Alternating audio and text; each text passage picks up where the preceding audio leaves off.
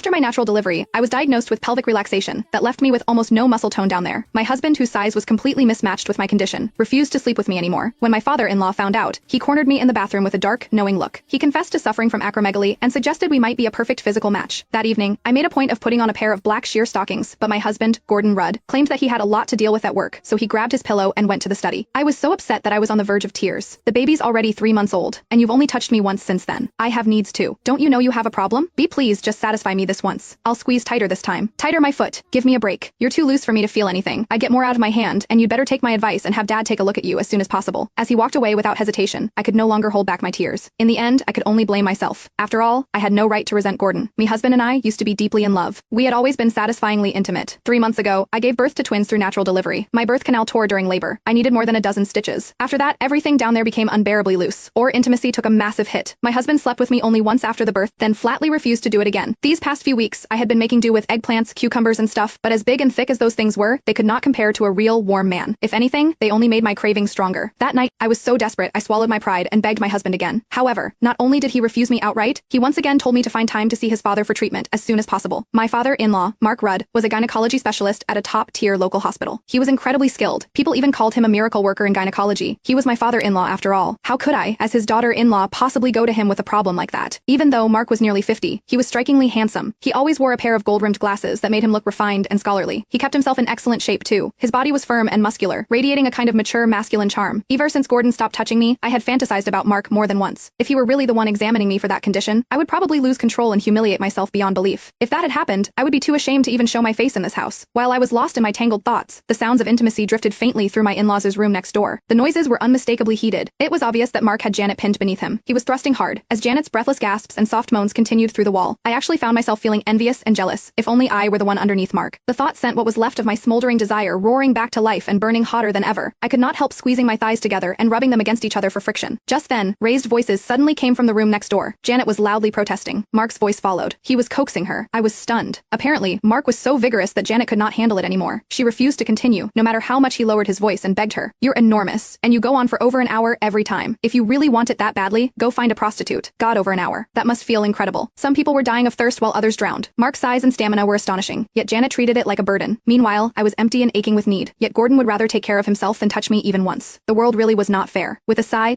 I climbed out of bed and padded miserably to the guest bathroom in the living room. Standing in front of the mirror, I looked at myself. My skin was fair and smooth. I had a body with curves that turned heads. Anyone who saw me would call me a beauty. Yet, despite my perfect appearance, my husband paid no attention. I was left to rely on myself. I stood in front of the mirror, lifted one leg, and bit my lip. I started pleasuring myself. When Janet had suggested that Mark find a prostitute,